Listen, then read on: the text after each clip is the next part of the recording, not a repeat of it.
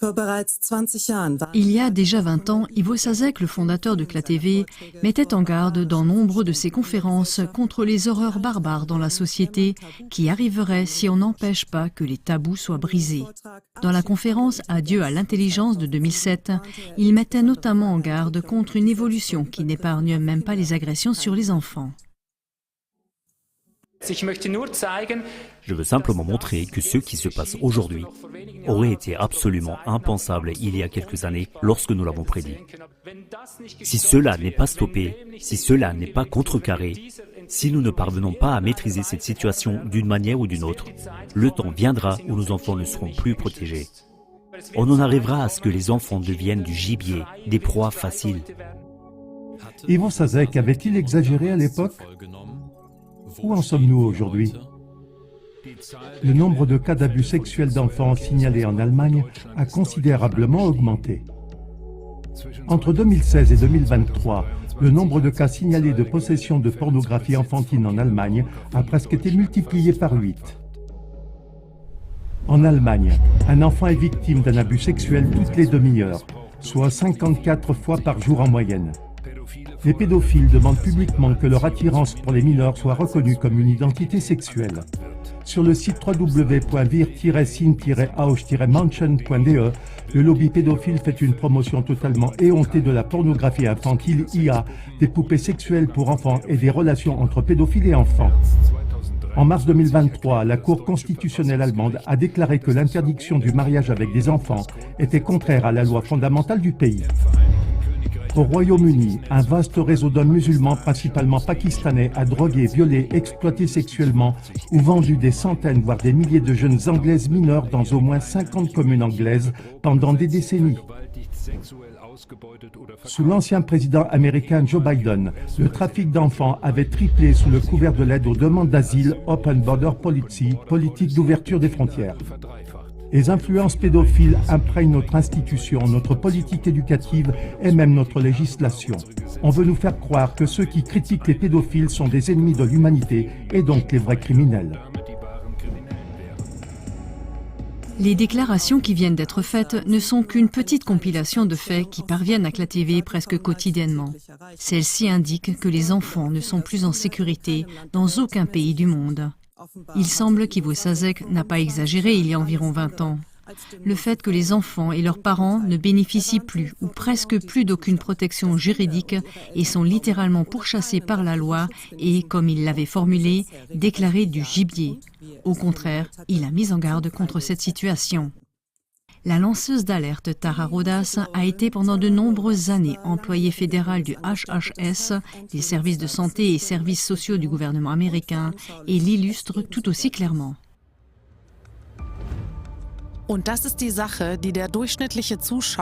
Et c'est la chose que le spectateur moyen et la plupart des gens ne comprennent absolument pas, qu'il existe dans le monde des personnes malveillantes qui considèrent les enfants comme des marchandises et qui les utilisent pour le trafic de main-d'œuvre, le commerce du sexe et pire encore.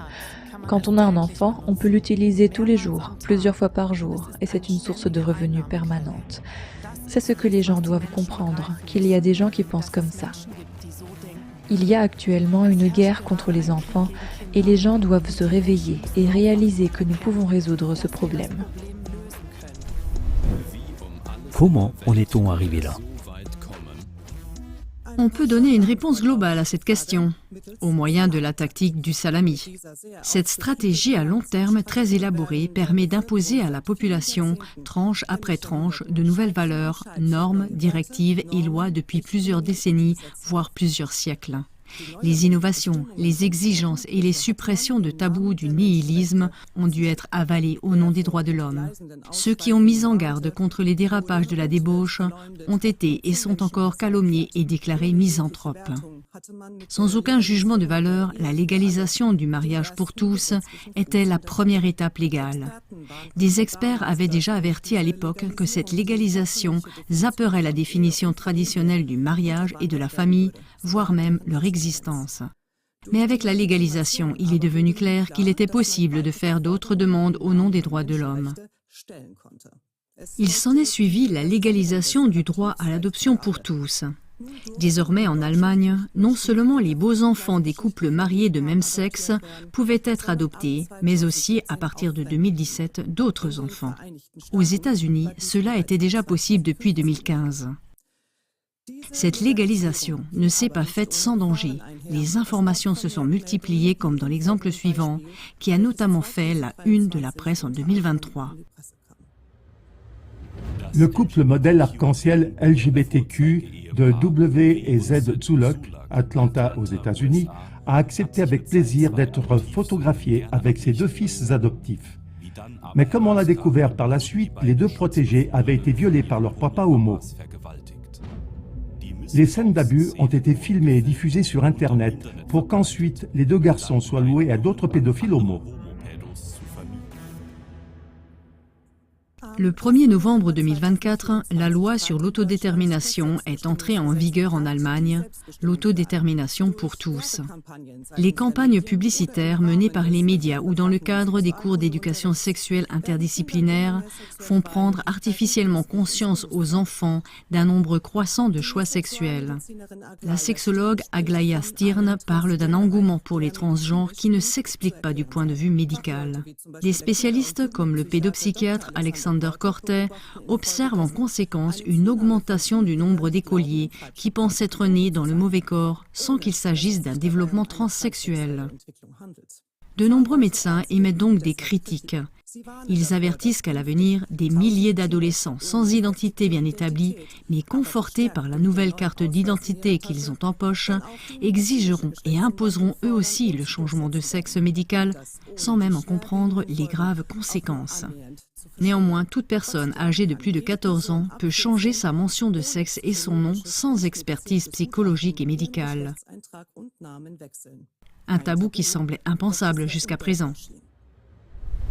Nos enfants sont-ils en danger? Nous avons d'ailleurs aussi des mariages avec des enfants en Suisse. Là aussi, il y a des mariages légalisés avec des enfants. Ils sont autorisés par la loi. On ne le croit pas toujours, mais c'est le cas. C'est ce qu'a déclaré l'avocat suisse Hermann Ley dans une interview accordée à CLA TV. En mars 2023, la Cour constitutionnelle allemande déclare que l'interdiction du mariage avec des enfants est contraire à la loi fondamentale du pays. Un membre du Bundestag allemand a transmis des informations sur les projets de la coalition gouvernementale visant à légaliser les actes sexuels avec des enfants. Il a fait valoir que les mesures devraient être présentées aux citoyens allemands comme une étape nécessaire pour prendre en compte les traditions culturelles des migrants, en particulier ceux des pays arabes. Le député a souligné qu'il ne s'agissait pas d'une décision soudaine, mais d'un processus graduel qui se développe sur plusieurs années. Le site web wirsindauchmenschen.de fait ouvertement la promotion de l'égalité des pédophiles avec les homosexuels ou les transgenres. Le ton est donné. La pédophilie n'est pas une maladie, mais simplement une tendance sexuelle et, en fin de compte, la chose la plus normale du monde. Ce site attribue une part de responsabilité directe à la société au cas où les pédophiles ne pourraient plus contrôler leur penchant sexuel et deviendraient donc des délinquants.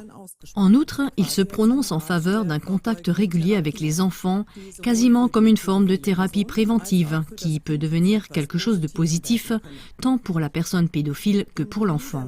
Aux Pays-Bas, le parti pédophile, Parti pour l'amour du prochain, la liberté et la différence, fondé en 2006, a tenté de plaider pour que les relations sexuelles entre adultes et enfants soient autorisées par la loi à partir de 12 ans. Elle a en outre demandé la légalisation de la possession de pornographie enfantine. Ivo Zazek avait déjà lancé un avertissement en 2007. Il réclame publiquement que l'âge de protection des enfants soit abaissé à 12 ans, en déclarant ouvertement que ce n'est que la première étape de leur programme politique, l'objectif final étant la suppression totale de l'âge de protection de l'enfant. Cela signifie que tu peux prendre un enfant si tu en as envie, s'il a plus de 12 ans, mais plus tard sans limite d'âge, c'est-à-dire aussi un nourrisson. C'est ce qu'ils exigent en public, tu comprends ?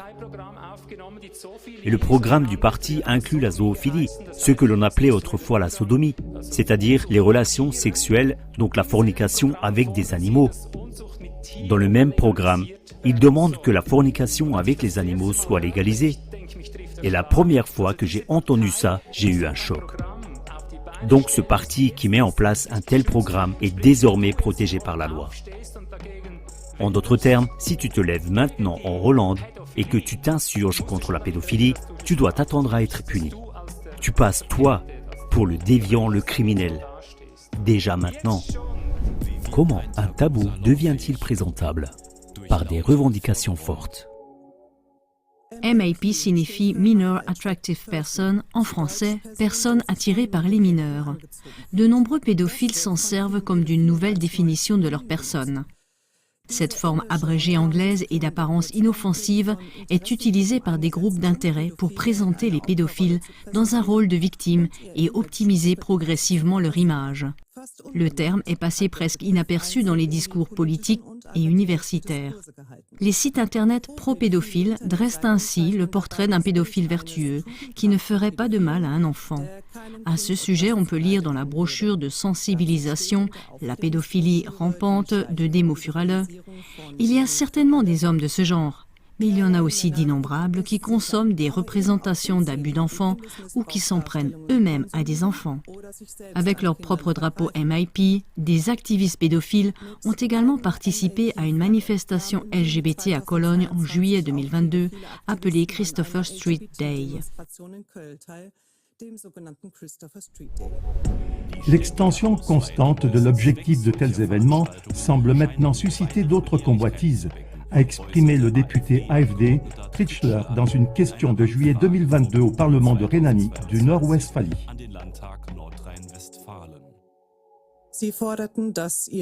Ils ont demandé que leur attirance pour les mineurs soit reconnue comme une identité sexuelle.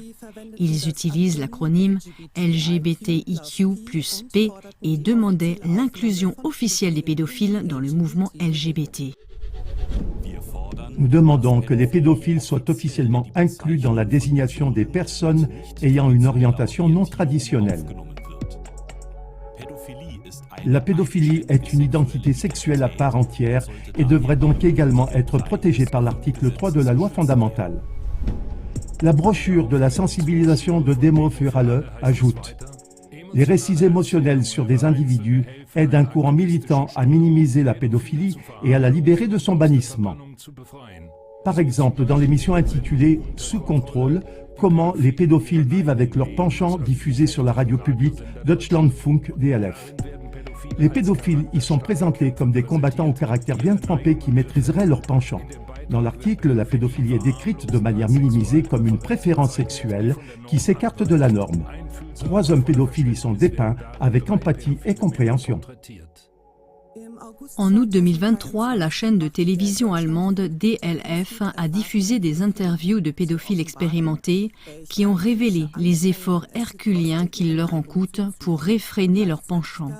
Parallèlement, certaines personnes interrogées ont indiqué qu'en raison de la nature de leur travail, elles étaient en contact permanent avec des enfants mineurs. Selon les indications du Fonds de lutte contre la répression, la DLF se serait prononcée dans cette émission contre l'interdiction des poupées sexuelles d'enfants et de bébés, car elle constituerait une violation grossière des droits des pédophiles. La source d'origine liée à cette déclaration a toutefois déjà été retirée de la médiathèque de l'ARD. En 2021, le groupe Krumme 13, dirigé par Dieter Gieseking, a déposé une pétition auprès du Bundestag intitulée « Droits de l'enfant et identité sexuelle dans la loi fondamentale », demandant la dépénalisation de la pédophilie.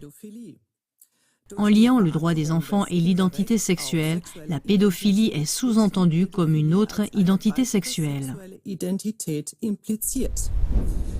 Fondée en 1993, l'association Krumme 13 milite pour la légalisation de la production, de la possession et de la diffusion de pornographie enfantine et pour la dépénalisation des contacts sexuels entre adultes et enfants. Dieter Gieseking, un lobbyiste pédophile connu et fondateur de Krumme 13, a été condamné en 1996 à 18 mois de prison pour avoir exploité un service d'envoi de pornographie enfantine. En 2003, il a été à nouveau condamné pour diffusion de pornographie enfantine sur Internet. En Californie, à l'initiative du sénateur gay Scott Wiener, une loi a été adoptée en 2020 pour qu'un pédophile ne soit pas reconnu comme un délinquant sexuel dans certaines circonstances si la différence d'âge entre l'auteur et la victime est de 10 ans ou moins. Il devrait être évident qu'en cas d'abus, seul l'âge de l'enfant compte et non une différence d'âge.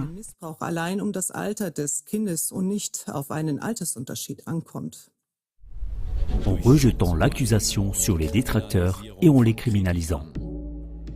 Comme mentionné précédemment, le site pédophile wirsindauchmenschen.de blâme la population si les pédophiles ne peuvent pas contrôler leurs désirs. Leur demande la condamnation par la société des actes sexuels sur les enfants ne doit pas s'étendre à ce type de matériel qui ne cause aucun préjudice aux enfants. Un tel matériel serait alors probablement ces poupées à l'apparence d'enfants ou de bébés qu'ils demandent, ou des représentations pornographiques d'enfants par l'IA, etc. La conséquence inévitable serait probablement que de telles choses ne feraient que renforcer l'envie de vouloir, tôt ou tard, vivre ces fantasmes en vrai, parce que le matériel en question ne suffit plus, a conclu le journaliste d'investigation Reitschuster. Il poursuit en citant le site pédophile. Une tendance pédophile ne peut pas être changée. C'est pourquoi les pédophiles doivent trouver une façon de la gérer pour eux-mêmes dans le meilleur des cas. Une façon qui préserve les droits des autres tout en étant saine pour eux. Il est important que les personnes pédophiles aient des possibilités pour cela et que toute option ne soit pas criminalisée. Le commentaire de Reitschuster à ce sujet est le suivant. La formulation selon laquelle ce n'est que dans le meilleur des cas qu'il est possible de trouver un moyen de gérer sa propre tendance tout en respectant les droits d'autrui semble presque se démasquer elle-même. Dans l'émission, quand un journaliste voit trop loin, CLA-TV a publié toute une série de témoignages de journalistes et d'autres professionnels. Ces derniers sont parvenus à démanteler des réseaux entiers de pédophiles. Ils ont été menacés, entre autres par la justice elle-même, d'innombrables harcèlements, de mauvais traitements, de l'enlèvement de leurs propres enfants, d'accusations de crimes et, enfin, ils ont reçu des menaces de mort. La députée Berendt, citée plus haut, a rapporté. On m'a mis le ministère public sur le dos. Dès que j'ai commencé à nommer le marais pédophile et ses acteurs, je suis devenue la cible des pédophiles. D'autres critiques ont été et sont encore taxés de misanthropes, d'homophobes, d'extrême droite et d'antisémites lorsqu'ils mettent en garde contre les évolutions en cours et la dégradation de la société. L'animateur de télévision américain Tucker Carlson a fait les commentaires suivants. Les médias n'ont aucun intérêt à parler de la sexualisation des enfants. Leur intérêt est de détruire toute personne qui se plaint de la sexualisation des enfants ou même qui s'en rend compte. Par la sexualisation de l'enfant. Visiblement, les enfants sont sexualisés à un âge de plus en plus précoce. L'éducation sexuelle à la diversité et l'éducation queer ont fait leur entrée depuis longtemps dans les crèches et les écoles. Cela semble d'abord tolérant et ouvert sur le monde, mais repose sur des théories dangereuses de pères fondateurs pédophiles. Comme CLA-TV l'a déjà démontré par des experts dans de nombreuses émissions, le bien-être de l'enfant est énormément menacé car la maturité tant psychique que physique de l'enfant ne peut absolument pas assimiler ce type d'informations. L'espace de protection que devraient être la crèche et l'école est détruit car il y a déjà des agressions sexuelles entre enfants. De plus, les parents sont fortement limités dans leurs droits d'éducation car tout est obligatoire et accompagné de diverses menaces allant jusqu'à l'enlèvement de l'enfant. Pour rappel, les normes de l'OMS exigent une éducation sexuelle prétendument adaptée à l'âge dans les tranches d'âge suivantes. De 0 à 4 ans, masturbation précoce, jeu du docteur. De 4 à 6 ans, homosexualité, sentiments sexuels, désir, excitation. De 6 à 9 ans, contraception, rapport sexuel. De 9 à 12 ans, genre, plaisir, masturbation, orgasme. De 12 à 15 ans, identité de genre et orientation sexuelle. 15 ans et plus, sexe transactionnel, pornographie, dépendance sexuelle, comportements sexuels différents. Demo Furale constate dans la brochure d'information précitée « Les enfants sexualisés sont un Eldorado pour les pédophiles ». Pourtant, la sexualisation ne se cache pas seulement dans les pages sombres d'Internet, mais aussi dans des espaces apparemment protégés comme l'école et la crèche. De Graaf, député européen FVD, s'exprime ainsi. Il ne s'agit pas ici d'éduquer ou d'instruire un enfant. Pour ces adultes qui pratiquent la sexualité et le sexe avec des enfants, l'enfant n'est qu'un outil. Le préjudice ainsi causé à l'enfant n'a absolument aucune importance, souligne le député.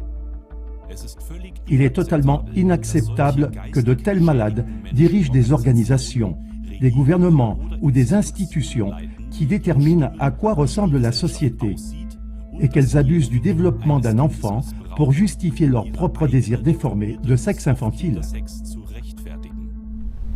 Les gouvernements et la justice protègent-ils nos enfants? Jovica Jovic, chercheur en sciences sociales et membre du parti centriste allemand, s'est exprimé sur le problème des agressions pédophiles et a souligné que le système actuel dérisoire de protection des enfants échoue régulièrement. Il a déclaré qu'il n'était pas rare que des personnes ayant eu des problèmes avec la loi dans le passé pour avoir harcelé sexuellement des mineurs obtiennent des postes dans des établissements d'enseignement pour enfants, y compris des écoles maternelles. En contrepartie, les lois visant à lutter contre les agressions pédophiles ne sont pas renforcées. Le 16 mai 2024, le Bundestag allemand a adopté une modification importante du paragraphe 184b du Code pénal allemand. Dans ce texte, la peine minimale pour la diffusion de pornographie enfantine a été abaissée d'1 an à 6 mois d'emprisonnement et pour la simple possession à 3 mois d'emprisonnement. En abaissant la peine minimale, la possession de pornographie enfantine est désormais reclassifiée et considérée comme un délit et non plus comme un crime.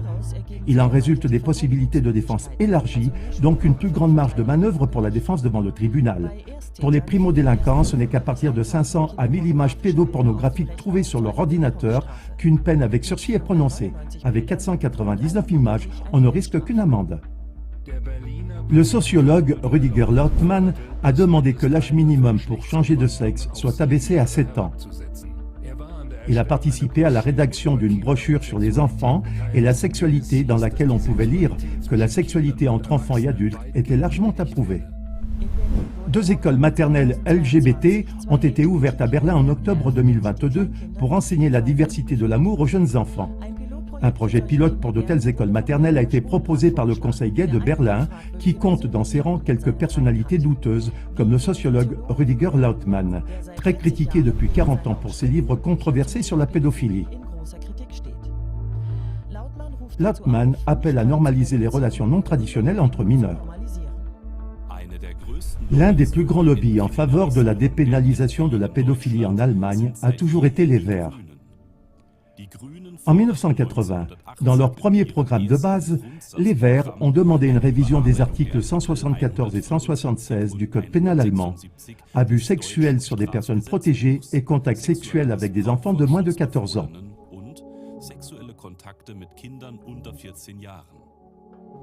Ce n'est qu'en 1993 que leur revendication de légalisation de la pédophilie a été formellement supprimée et retirée des objectifs du parti. Au milieu des années 1980, les Verts étaient l'aile parlementaire du mouvement pédophile. Un rapport du tribunal de grande instance de Berlin 2015. Dans les années 1980 et 1990, le quartier de Kreuzberg, dans la capitale, était le centre de tout un réseau pédophile, dont des acteurs criminels étaient membres de l'organisation qui a précédé les Verts.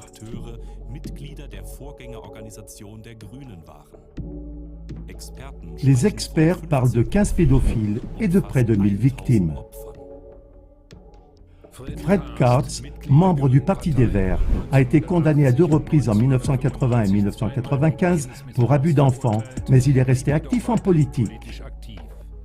Kartz n'a quitté le parti qu'après une 2e condamnation pénale. À cette époque, Les Verts comptaient également parmi leurs membres l'organisation Choupi, qui prenait la normalisation des relations avec les enfants et dont le fondateur était Dieter Ullmann, qui a été condamné plus tard pour pédophilie. Daniel Cohn-Bendit, cofondateur du Parti des Verts et député européen, a décrit dans son livre Le Grand Bazar, paru en 1975, ses contacts illicites avec des enfants. Ces déclarations sur les actes sexuels avec des enfants n'ont pourtant donné lieu à aucune enquête pénale de la part de la justice allemande.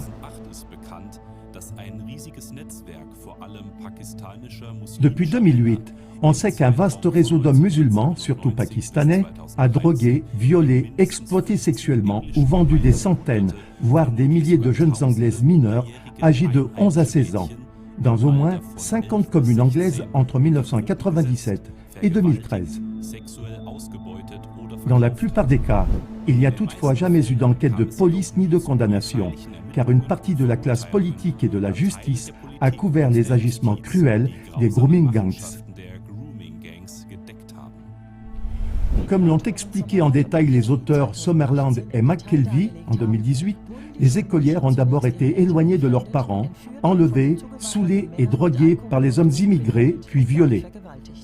Une prostitution forcée d'écolières a certes été consignée dans des rapports de police, mais la police a d'abord dissimulé tous ces cas de viol d'écolières de peur d'être traitées de racistes. Les filles étaient des Européennes autochtones britanniques. Elles ont été abusées par les groupes d'hommes immigrés comme des êtres inférieurs. Un ancien haut fonctionnaire de la police de Hambourg a confirmé au Fonds de lutte contre la répression, en 2024, que son bureau avait reçu à plusieurs reprises ces dernières années des instructions directes pour sous-estimer le nombre d'infractions sexuelles commises contre des enfants et ne pas enregistrer les déclarations des victimes d'abus. L'homme de loi estime que les chiffres annoncés par le gouvernement sont inférieurs de 55 à 60% à la réalité.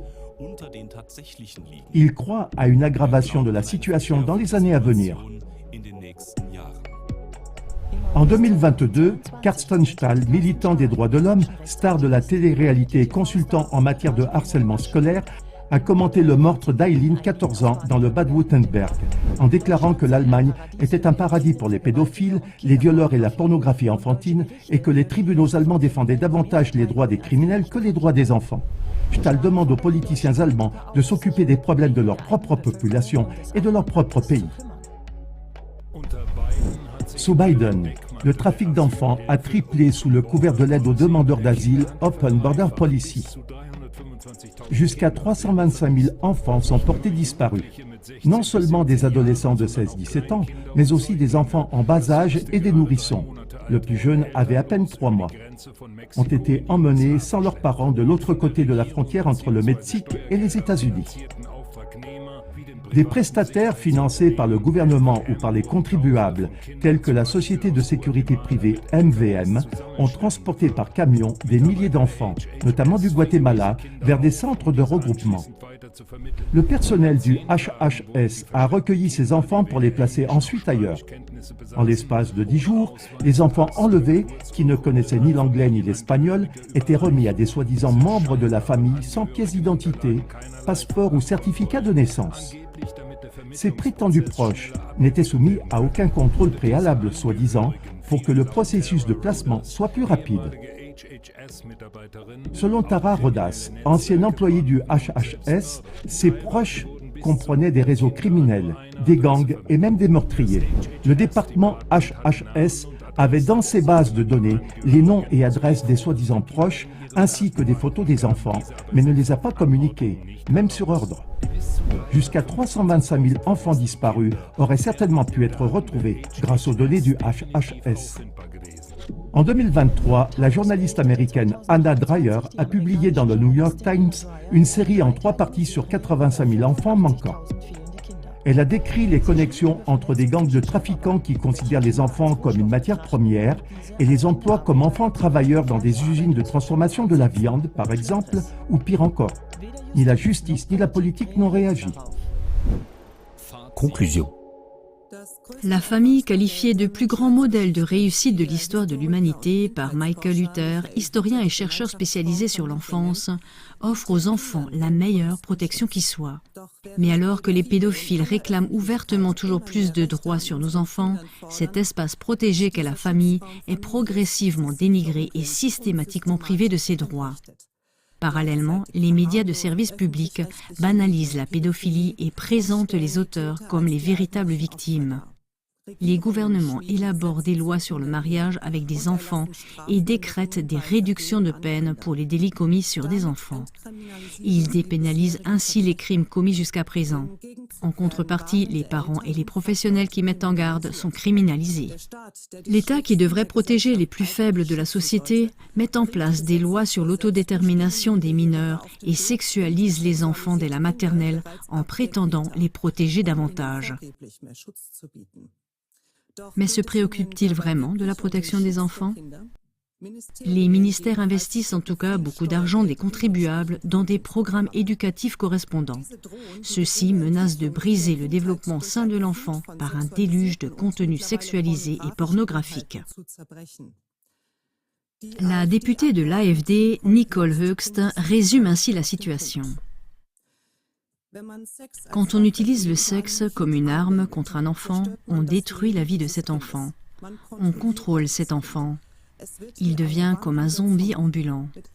À 18-19 ans, cette personne ne se battra pas pour la liberté individuelle, pour la justice pour tous, ni pour la famille, ni pour la loi fondamentale. Lorsqu'un être humain est abusé sexuellement, il se comporte comme une tortue. Il rentre sa tête dans sa carapace. Les personnes abusées se mettent en mode survie. Défendons l'idée que ce qui est irrévocable ne doit pas être dissous. Les abus sexuels et les délits commis sur des enfants constituent un délit.